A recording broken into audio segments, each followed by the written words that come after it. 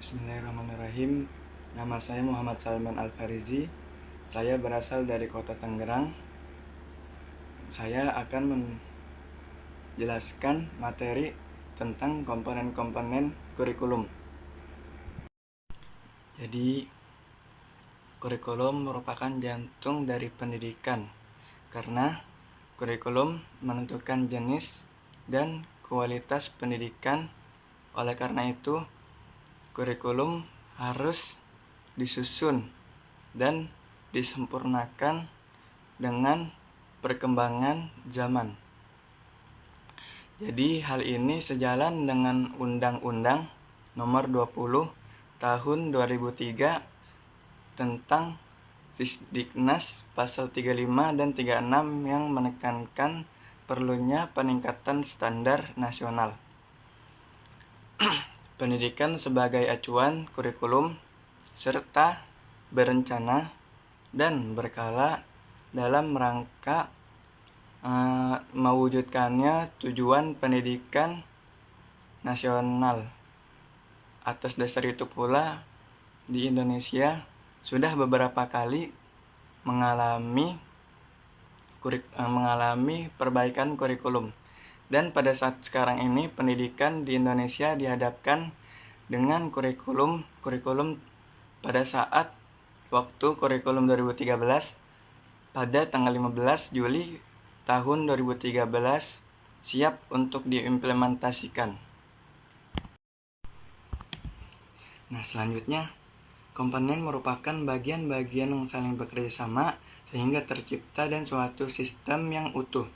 Komponen adalah bagian dari sesuatu sistem yang mempunyai peran penting dalam keseluruhan aspek yang berlangsung dalam suatu proses untuk pencapaian tujuan.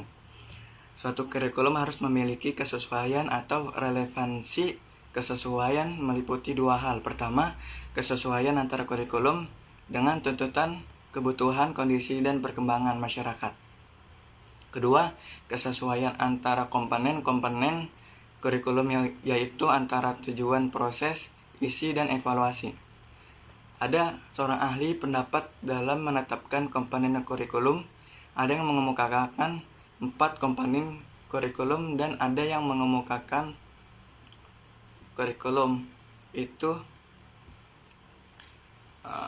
dengan para ahli mengenai komponen kurikulum berikut, yaitu Soemanto mengemukakan ada 4 kurikulum, yaitu 1 komponen tujuan, 2 komponen isi atau materi, 3 komponen strategi, dan 4 itu komponen evaluasi. Lalu selanjutnya 1 komponen yang pertama, komponen tujuan. Komponen tujuan adalah komponen kurikulum yang menjadikan target atau sasaran yang mesti dicapai dari melaksanakan kurikulum. Tujuan kurikulum dapat dispesifikasikan ke dalam tujuan pembelajaran umum, yaitu berupa tujuan yang dicapai untuk satu semester atau tujuan pembelajaran khusus yang menjadi target pada setiap kali tatap muka. Menurut Nana Syahidi, tujuan memegang peran penting akan mewarnai keseluruhan komponen-komponen lainnya dan akan mengarahkan semua kegiatan mengajar. Tujuan yang dirumuskan menggambarkan pula pandangan kurikulum mengenai pengetahuan, kemampuan, serta sikap yang ingin dikembangkan pada seluruh mahasiswa ataupun mahasiswa dalam pendidikan.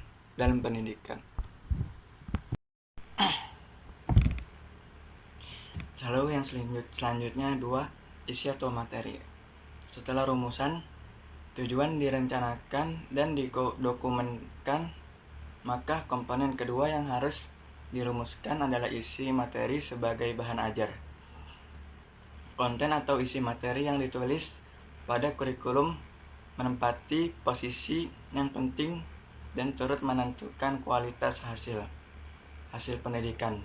Saylor dan Alexander Zeiss 1976 mengemukakan bahwa isi atau materi kurikulum itu ruang lingkup kajiannya. Dia membahas tentang fakta-fakta, observasi, data, persepsi, pengendaraan, pemecahan masalah yang berasal dari pikiran manusia. Itu semua terkumulasi dalam bentuk gagasan atau ideas, konsep, generalisasi, prinsip-prinsip, dan pemecahan masalah. Selain itu, Haiman J 1976 ia berpendapat bahwa isi yang menjadi konten kurikulum terbagi atas 3 elemen. Lalu yang pertama itu mengandung pengetahuan atau knowledge, baik terkait dengan fakta, prinsip, maupun definisi kedua.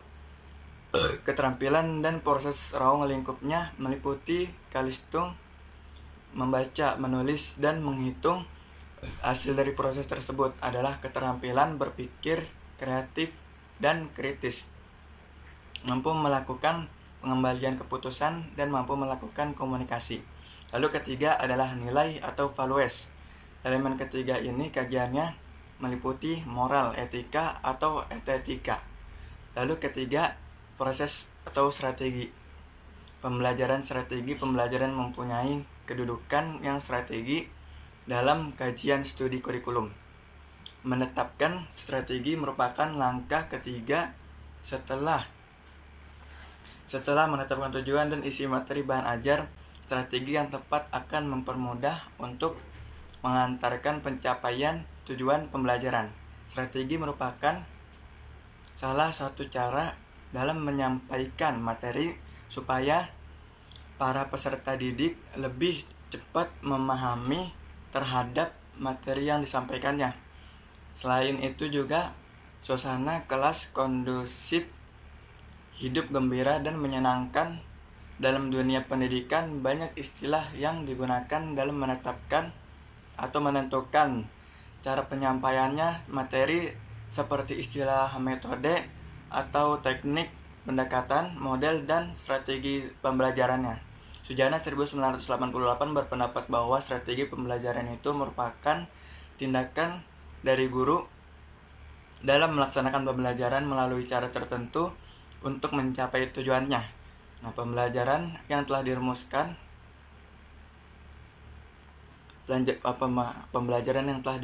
Nah, pada seseorang yang telah berpendapat tadi.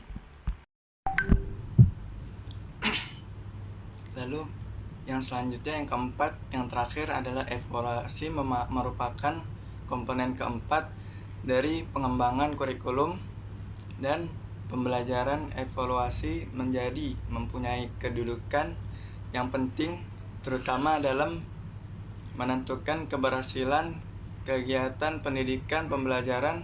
Evaluasi dari aspek makro untuk melihat keberhasilan kegiatan pendidikan secara umum. Sedangkan secara mikro dapat digunakan untuk melihat keberhasilan kegiatan pembelajaran di kelas. Evaluasi dapat menentukan ketercapaian tujuan, kesesuaian materi, dan ketepatan menggunakan strategi, pendekatan, teknik, model, dan metode. Hasil dari kegiatan evaluasi ini dapat dijadikan sebagai umpan balik atau feedback untuk mengadakan perbaikan dan penyempurnaan pengembangan komponen-komponen kurikulum. Pada akhirnya, hasil evaluasi ini dapat berperan sebagai masukan bagi penentuan kebijakan-kebijakan dalam pengambilan keputusan kurikulum khususnya dan pendidikan pada umumnya, baik bagi para pengembang kurikulum dan para pemegang kebijakan pendidikan, maupun bagi para pelaksana kurikulum pada tingkat lembaga pendidikan seperti guru, kepala sekolah, dan juga sebagainya. Baiklah, mungkin ini saja yang bisa saya sampaikan. Mohon maaf apabila ada kekurangan dan kelebihan dari saya pribadi. Mohon dimaafkan dengan hati kalian selebar-lebarnya. Mungkin ini saja dari saya. Assalamualaikum warahmatullahi wabarakatuh.